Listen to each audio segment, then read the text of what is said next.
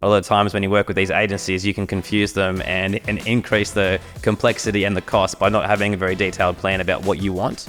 So having a good team who knows what they want and can write detailed briefs is key to working with agencies in a very productive, fast and cost-efficient way, because you don't want to write a very short, loose brief, get something like a video and then have it go through 10 edit rounds and take 6 months to get approved just because your brief was terrible, because you didn't put in there exactly what you wanted. So the agency had no idea. So they've just made this video on guesses and assumptions. You need to get all that up front.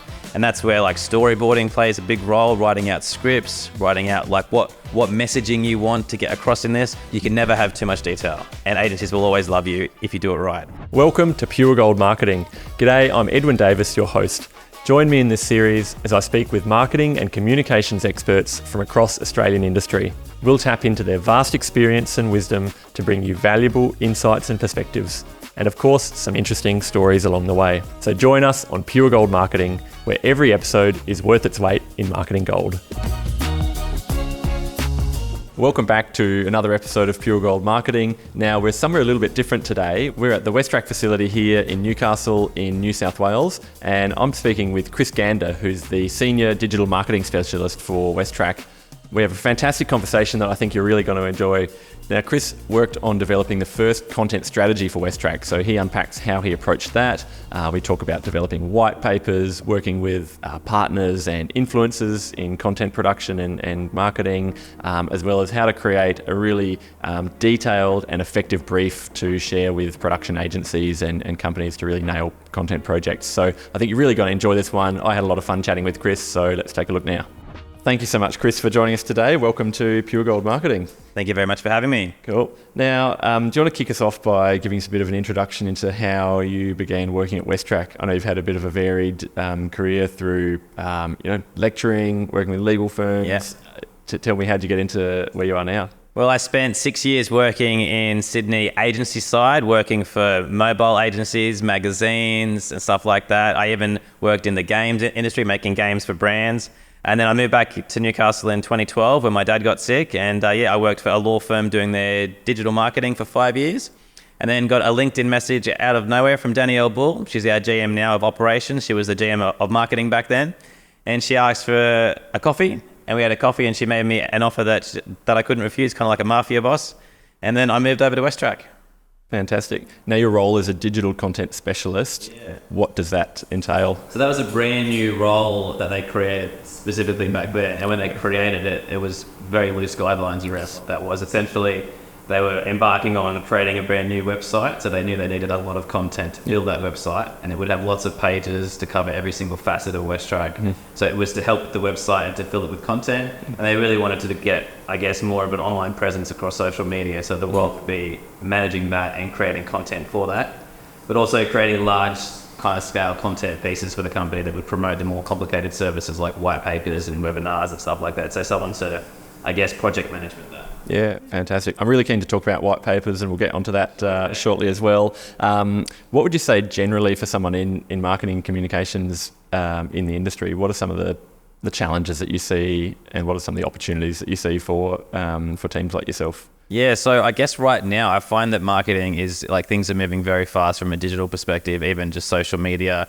new channels come on. And even when those new channels come on, like when Instagram first started, it was all photos and pictures, all like little squares. And then when TikTok came out, it changed the whole game. And now Instagram had to launch Reels, and now it's all about video content. Are you kind of coming across all of these channels, or are you picking your main ones to be focused on? How do you approach? That's an interesting question, and I think that's a thing for marketers to all understand when they are developing their strategy. Is I don't think you should spread yourself too thin and try and do everything, especially as an organization with limited resources, even limited budget to spend on external resources, but both internal and external. You cannot do everything, and if you try, you will fail at everything. So you need to pick the channels that that are going to suit your target market, that you know your market are using, and then I would invest more on trying to get one or two channels right, because it's not going to be a first. You're not going to get on the channel and launch some content and it's going to be a success overnight. It might be a trial phase where you're just chucking things at it to see what works until you learn what content your audience love.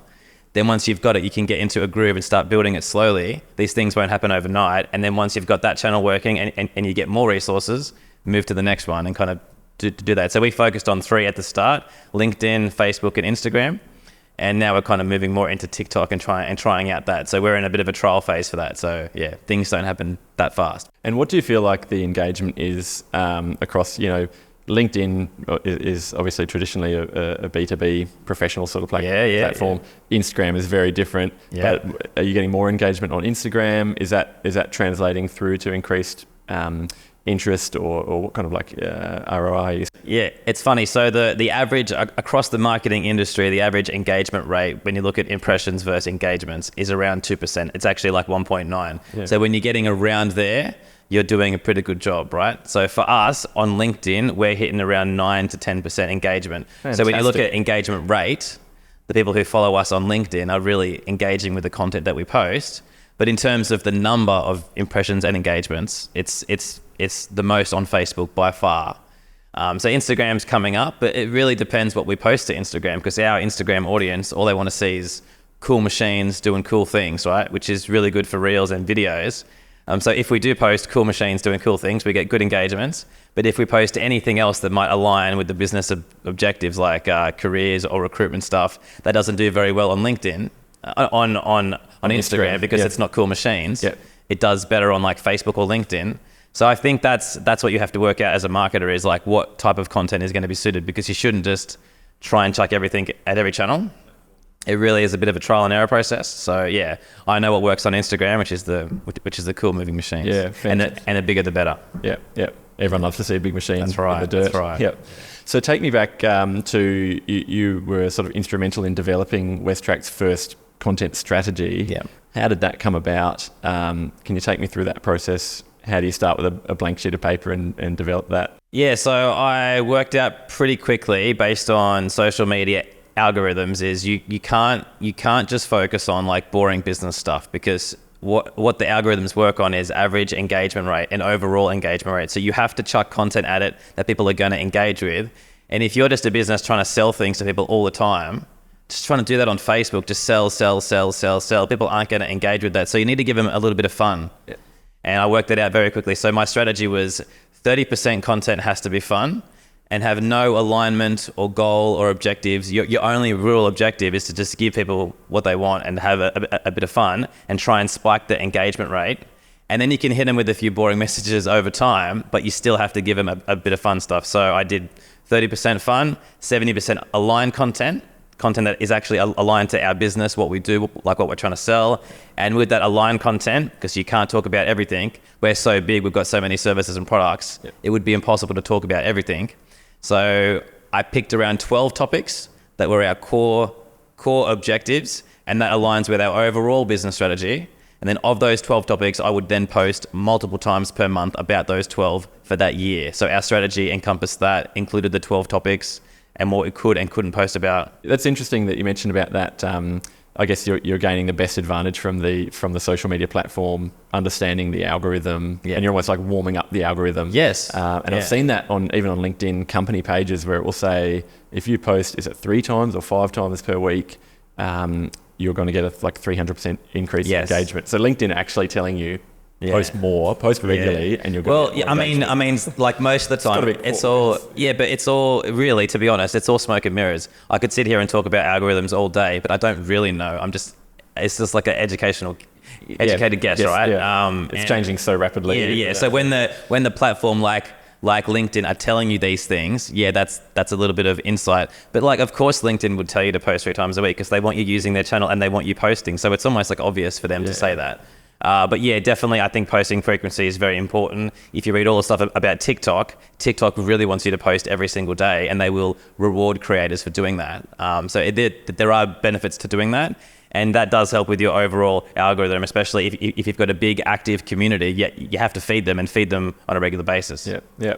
And so how did you get buy-in from across the organisation with this strategy, in terms of when that came to higher management level? Did they see that potential and let you run with it, or is it a matter of sort of educating your colleagues and helping show them the value in what you're investing in? Yeah, well, it was an educational process, but I was brought on board by Danielle Bull, who was the marketing manager at the time, and she already believed in this And she had already got buy-in to get someone in my role to push social media. So a lot of the groundwork was kind of already done when I started. So I kind of was able to hit the ground running. And we already had a bit of a social media presence. Like I think back when I started, we were on 30 to 40,000 across all of our channels. Now we're pushing 150. Yeah. So yeah, like it has grown, but we were already kind of started, and people already could see the value. And a lot of our managers were on social media, and they were seeing that our customers were there too. So it was like a no-brainer to kind of get on there and build it up. But yeah, it is a lot about having meetings with people, talking to them, just being upfront,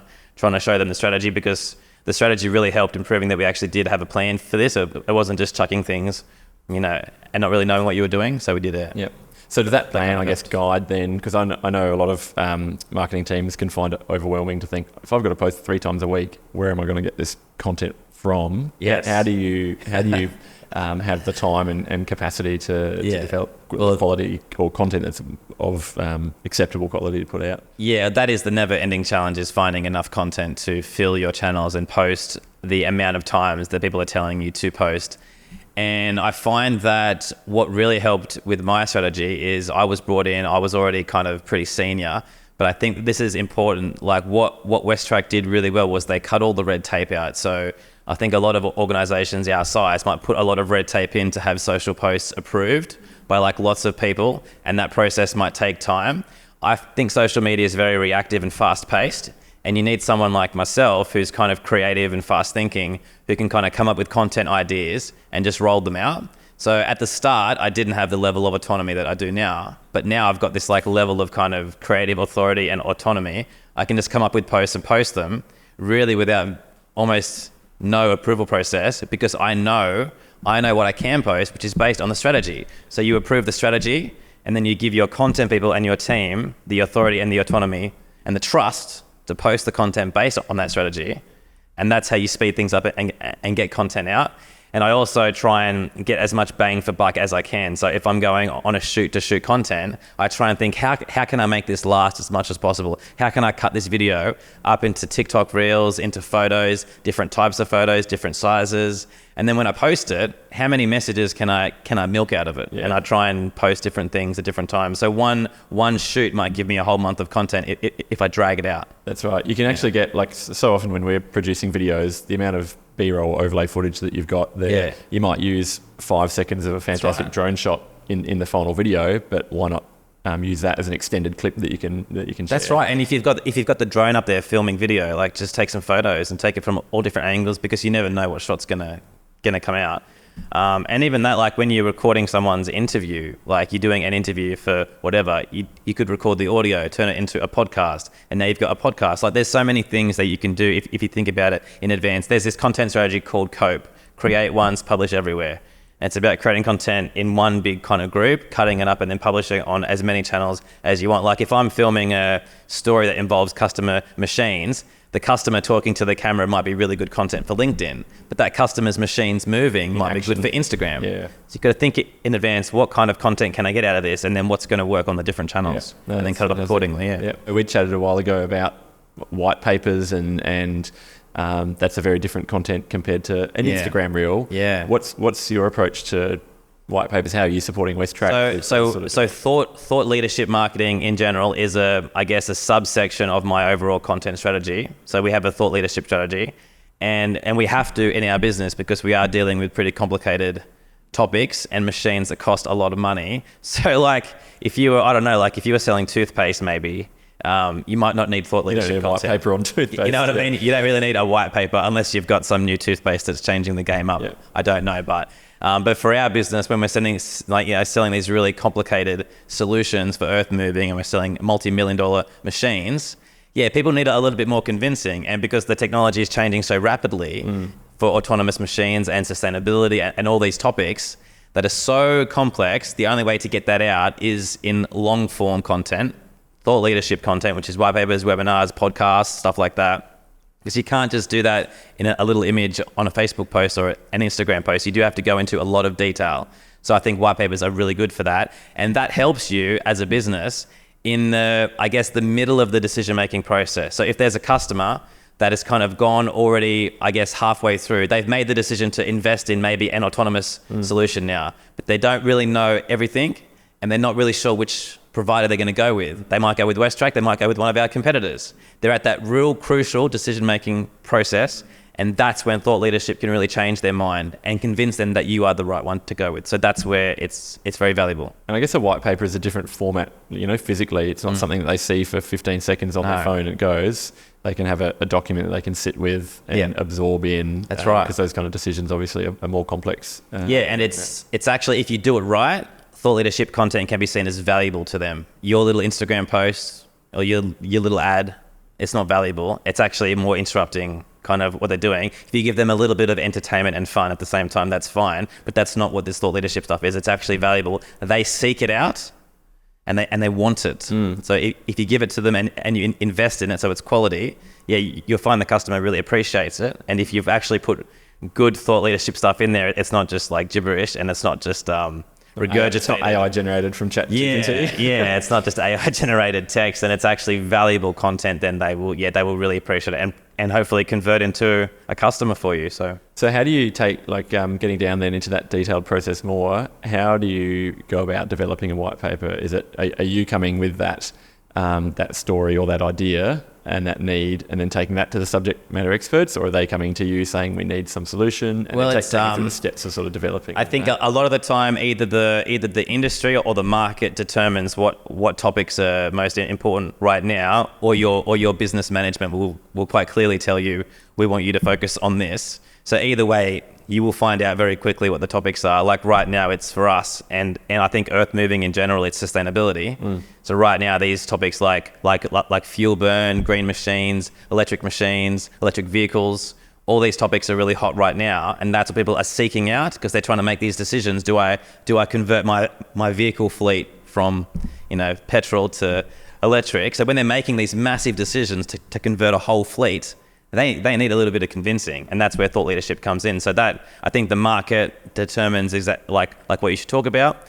So for us, that's how I kind of get our guidance. I get a topic. I then work out who are the subject matter experts, the SMEs in my business, in Caterpillar, in our customers' businesses, and I get all the experts to kind of get the brain dump, get the thoughts out of their head. So I do that by hiring an agency. I don't do it myself because you can't do everything.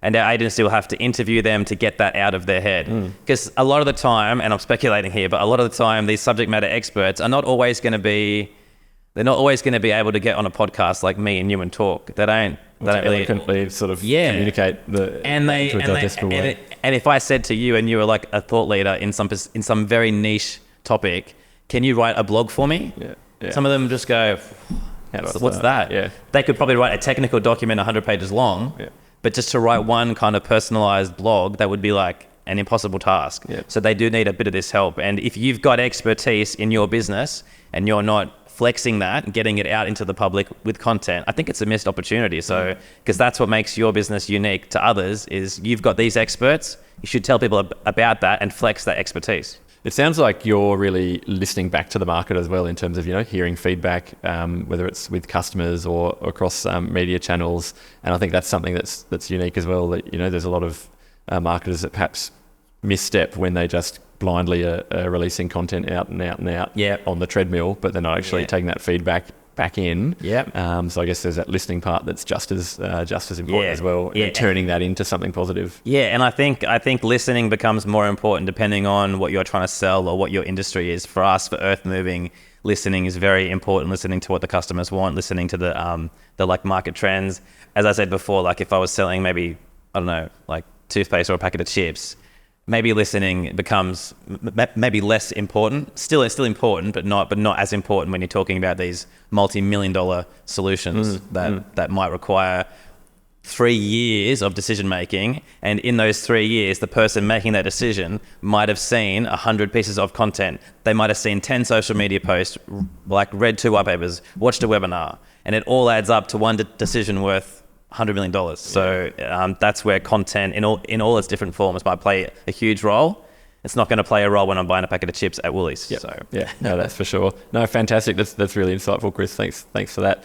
You mentioned you work with an agency for helping develop some of that process. I imagine you work with other suppliers as well across content production and things like that. Can you take me through what it's like working with a range of suppliers. How do you approach that? That's a win-win for everybody. How do you brief them? Whether it's video production or yeah. So I think when you are going down the content path, you do have to make a call very early on. Do you bring it all internally, or do you outsource it to agencies? And I think we made the call very, very early on to kind of outsource a lot of it. So we do have a pretty big marketing team of over 20 people, but we still outsource to agencies. So what's the value there of outsourcing?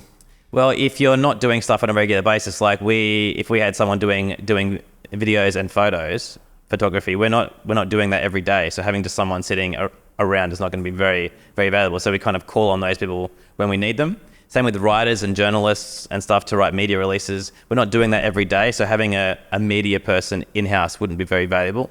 So we kind of see value in just using them when we need to, and having our marketing team in-house doing things that we need on a regular basis every single day.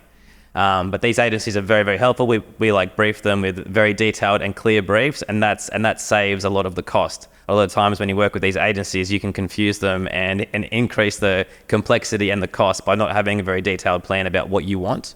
So having a good team who knows what they want and can write detailed briefs is key to working with agencies in a very productive, fast and cost-efficient way. And I feel like, over time, I've become very good at brief writing. I'm doing it like every day.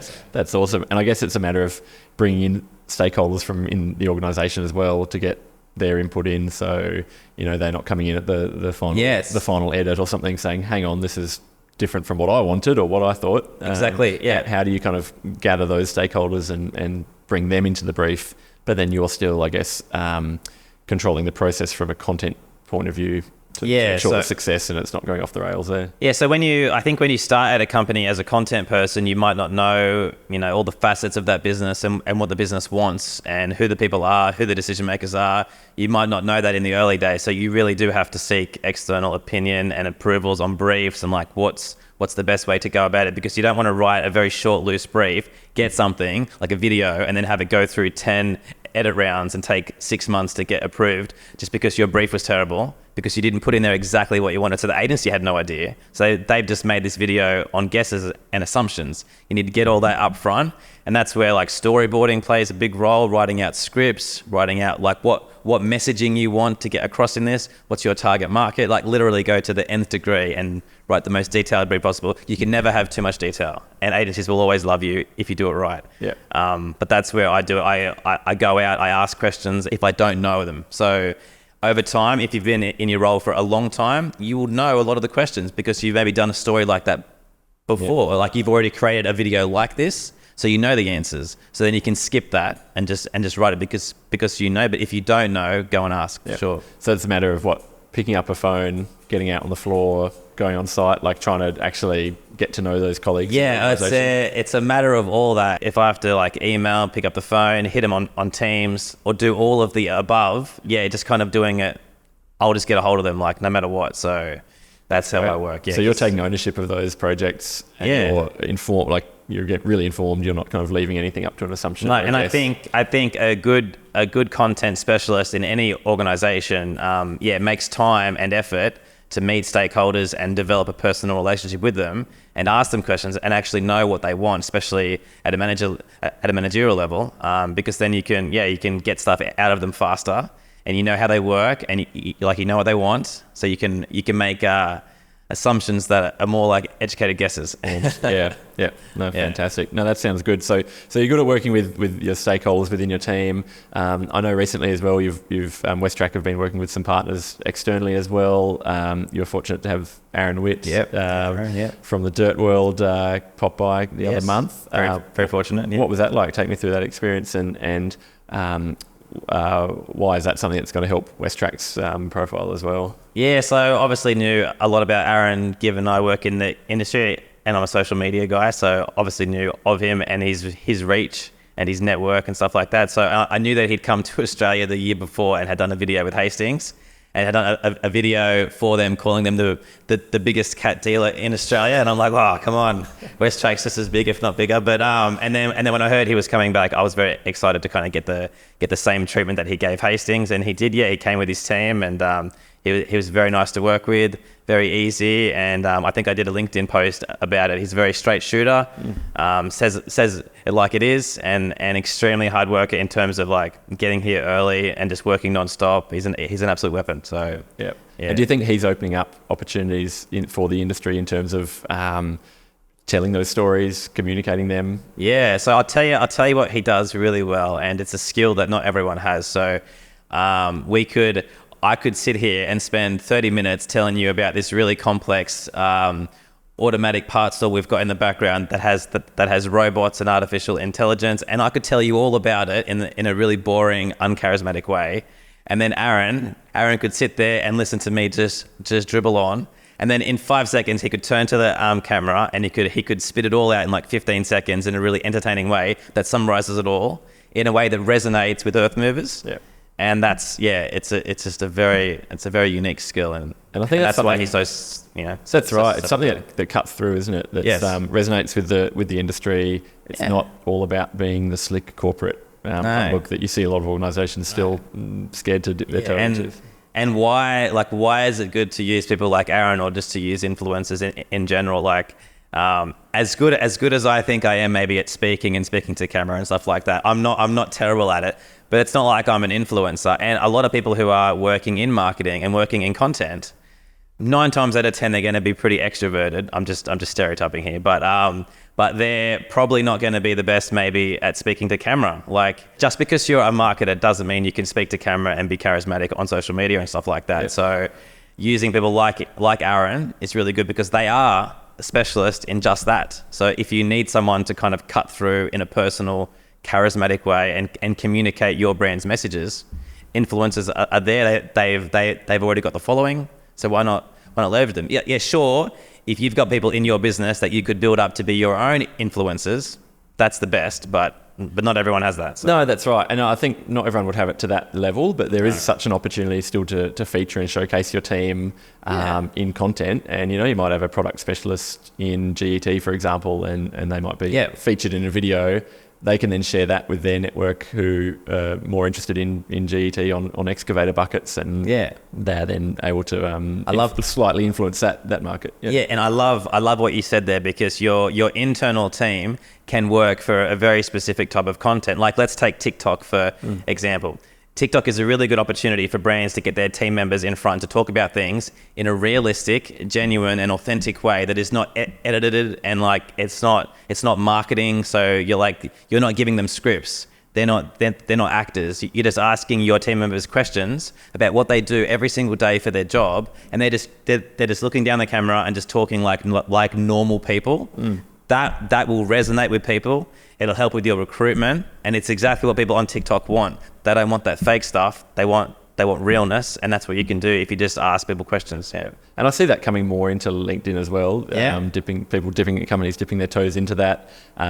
Again, sick of that too much of the corporate, but actually something where you're seeing a real person's story come through, which is interesting. It's funny you say that, because when I used to work at the law firm, there was a partner. He's now a partner. His name's Adrian Corbold. He's a partner at Turnbull Hill Lawyers. But back then, I was preaching social media and preaching LinkedIn, and I was telling them that in the legal industry, very, very important for lawyers specifically to get on LinkedIn and social media channels to build up their own profile, because when you invest in, like when you're an average customer, you're investing in that person as a lawyer. So to have them on social media building a presence, it's going to be very valuable for them and very valuable for the law firm. Yeah. Even more valuable for them, because lawyers like to bounce around law firms a lot. So if you've built up a social media following, you can take that around with you, and it becomes very, very valuable because people know who you are. Yes. I was saying all this, and it wasn't really resonating. Nobody was really doing it back then, and even Adrian wasn't really doing it, and he was a bit skeptical. Now he's a freaking LinkedIn social media superstar. They're all onto it. Hilarious. Yeah. He posted like the best stuff, and I'm so proud of like where he's got to, and he's killing LinkedIn. Like, and I think that's where you can get to. Start off small, try a few things, and he's found his niche, and I think that's what you can do as anyone who works in a white collar job. Yeah, I think that's it. It's all about that, like they call it the know, like, and trust factor. That if you're presenting yourself as a normal person, confident, but also knowing your subject matter, that's got to sort of communicate more deeply with the people you're trying to talk to. So that's a good way to approach it. Now, WesTrac were recently involved in the Global Operator Challenge as part of Caterpillar's one of their events that they're organising. Can you tell us, for those that don't know what it is, what is it, and what was WesTrac's involvement? And you won an award related to this. Can you tell me about that as well? Yeah, so every few years, Caterpillar globally puts on the Global Operator Challenge, where they seek out the best operator and give them lots of prizes and fame. And I think the first one was held during COVID time, so Australia wasn't involved.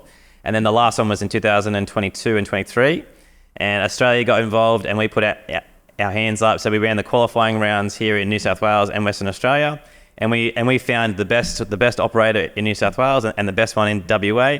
They went and competed in the Asia Pacific final in Japan, and I think and then the guy who won the Japan one was a guy from Melbourne, from like William Adams, and then he went on to the final, which was at Con Expo in Vegas in an arena.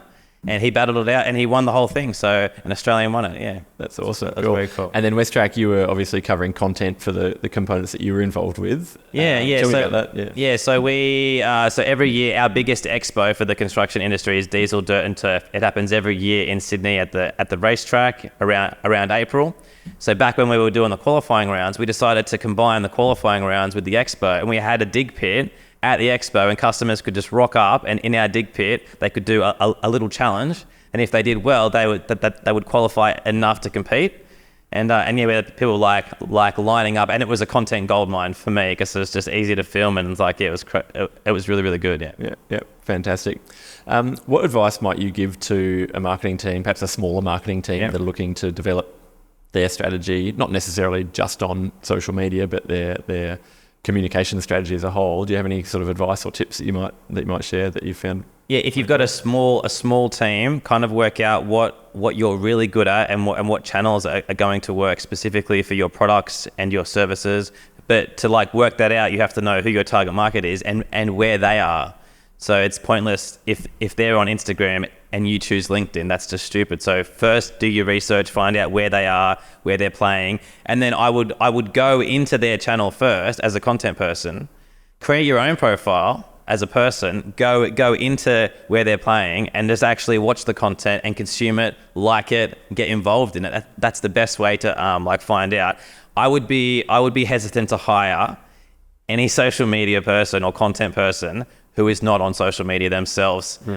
They don't necessarily have to be like an influencer or creating content. I don't expect that, but they should at least be on the channels and shown to be out there and know how it works, because if you don't do that, you will never know.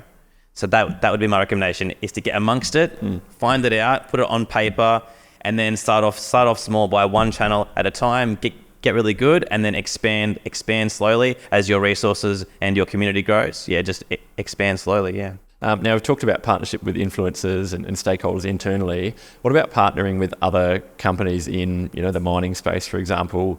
How does WesTrac approach partnering with a TIS or a Glencore or some other big players? What's the value in that partnership, and what's WesTrac's perspective in terms of developing content for that? Yeah, so I see those partnerships in terms of, from a content perspective, is it has to be a win-win for all parties involved. So sometimes we might do a story where WesTrac, Caterpillar and a mining organisation might be involved. So for us all to be involved and put time and effort and budget into a content piece, it has to be a win-win-win. So if you can't establish on paper what that win is for our customer, then it's pointless. Like if we're doing something for a customer, like let's say TIS or whatever, if our goal of the content piece has to align with their objectives, if they've got sustainability objectives and we've helped them with a solution that has helped them achieve that, then that's a win for them, because they can then talk about that objective in the content piece. So yeah, you have to prove that to them before you even get started. So when you are doing the brief, on paper, it has to be very clear what the win-win-win is. Yep. And you go from there. Chris, it sounds like you cover a lot of bases in your role. What do you love doing most? What's your passion? What keeps you driving? I really love getting to know the customers and the stakeholders that I work with. So when I'm creating content, a lot of that time I'm working with people. And I think I did a post on LinkedIn recently about this. I think a big part of being a really good content specialist is actually people skills and being able to talk to people and make things happen. because you can't just create content in a vacuum just by yourself sitting in a room. Good content is created through people and having access to them and being able to extract stuff from them. So I really enjoy that, like making content with people, and then at the end of it, seeing that the content is successful and it makes them happy. And if it's a win-win-win, I've actually helped them win something. And that, it makes me feel good when a content piece actually comes off and it works. And it was exactly like the brief said it would be, and it achieves all the objectives. That just like really makes me feel accomplished and good at my job and happy. Yeah, excellent. Well, everyone loves a win-win-win. That's right. I reckon that's a good note to end on, Chris. Yeah. Thank you so much for your time. You've been really generous with us. I love seeing the content that WesTrac are putting out, and we'll continue to follow along and hopefully see you out on site again soon. Great. Thanks very much. Cheers. Thanks for listening. Now, if you enjoyed today's episode, you can find more on Apple Podcast or Spotify. Hit the subscribe button to get more marketing gold. And also, please share this episode with your colleagues who might find this interesting. You can always find me, Edwin Davis, on LinkedIn, or search Pure Gold Films to find out more about our video production and content services for the Australian industry. Thanks very much, and I'll see you on the next episode.